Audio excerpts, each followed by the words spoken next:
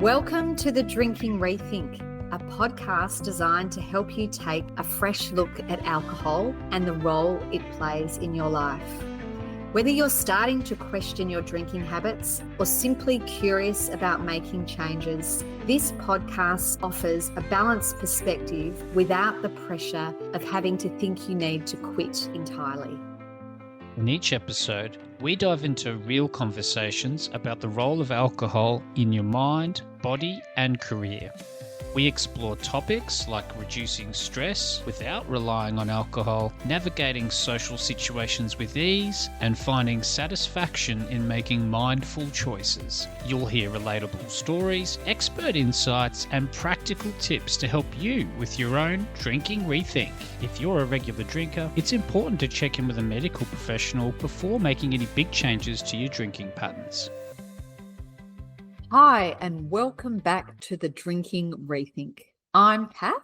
And I'm Chris, and today we're talking about something most of us have experienced at least once, and that's the office party. Whether it's a team celebration, end-of-year event, or just a casual Friday afternoon catch-up, these gatherings often have one thing in common: alcohol. And for a lot of people, that can be leading to a problem. Yeah, we've both seen how quickly a workplace celebration can shift from lighthearted fun to awkward, messy, or even regrettable. But it doesn't always have to be that way. Yes, Chris, in this episode, we're going to explore what it might look like to rethink the way we celebrate at work and how to build a social culture that's more inclusive, energizing, and doesn't revolve all around alcohol and drinking. So here's what we'll cover off: why traditional office parties often miss the mark in this day and age, how alcohol-free events can boost connection and not actually kill it, simple practical ideas to create inclusive work gatherings, and how to shift the social culture at work, without sounding like a buzzkill. I know it's interesting, Chris. I'll be honest. The first time I went to an office networking event, alcohol-free, I did feel a bit nervous. I'd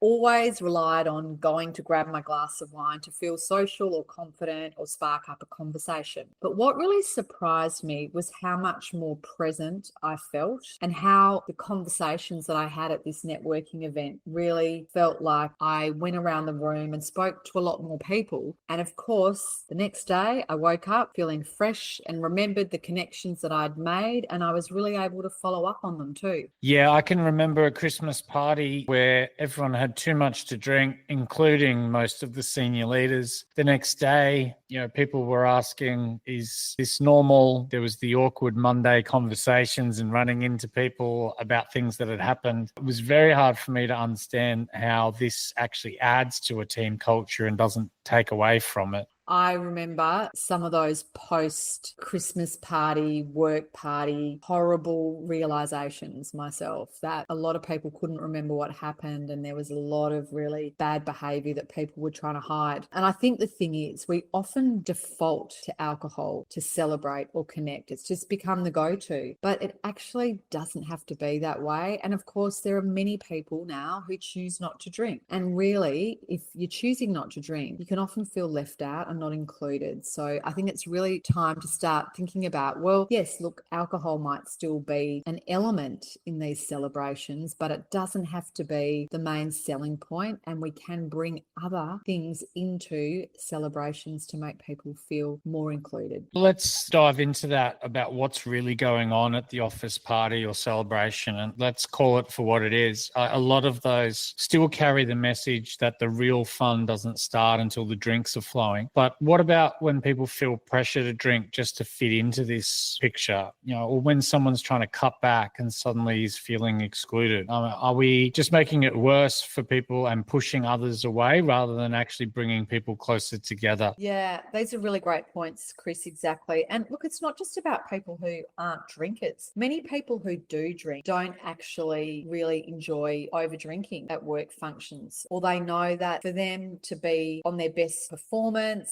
or to mix with people, they'd rather not be drinking. And so we need to start to provide other options for people at workplace celebrations.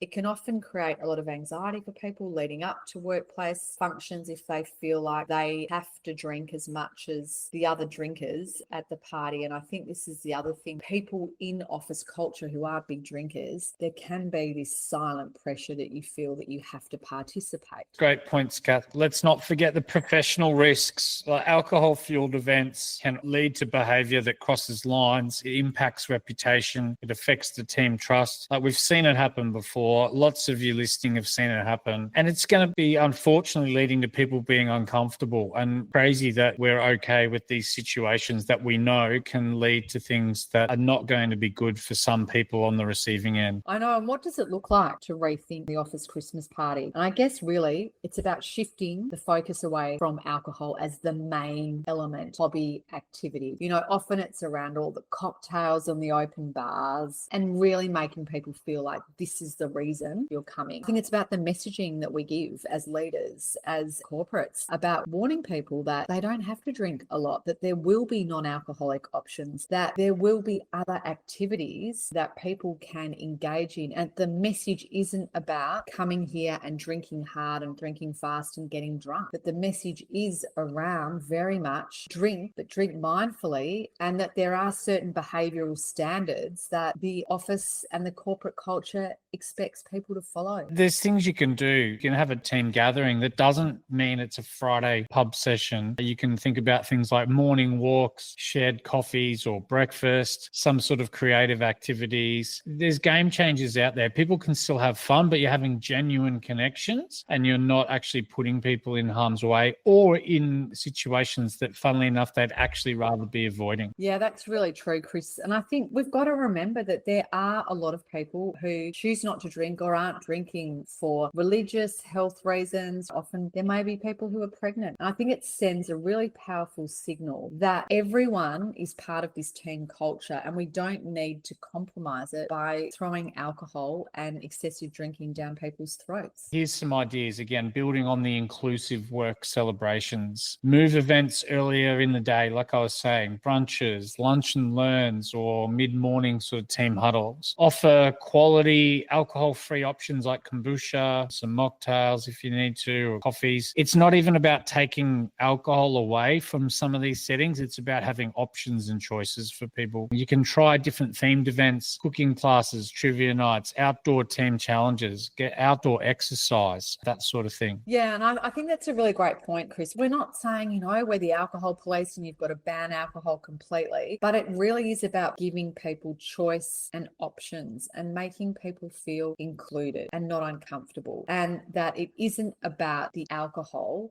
It's actually about connection and enjoying time together and focusing on other activities. And there are plenty of other fun, interactive activities that can be brought into this type of environment that will enable everyone to feel included. So let's think about some things you can take away. And here's some of the simple ways to rethink your next team events. First one, plan your next gathering around connection and not consumption. Number two, include a variety of drinks. Make sure there's alcohol-free options which may be appealing to people. We're not talking about just a can of Coke or a bottle of water. And third one, shift your mindset. Like, you can have fun, you can connect, and you can celebrate, all of which without a hangover, and generally leading to better workplace performance as well. And yes, if you're a leader listening to this, remember how you show up sets the tone. When leaders model balance and inclusivity, other people follow. Culture starts from the top. And I know for me, having been in a few corporate cultures, that often it was the excessive drinking among leadership that really had this flow-on effect and set the tone for other employees. Please subscribe to the podcast, follow us on Instagram at the Drinking Rethink, and share this episode with someone who might find it helpful. Thanks for listening, and Chris and I look forward to seeing you next time.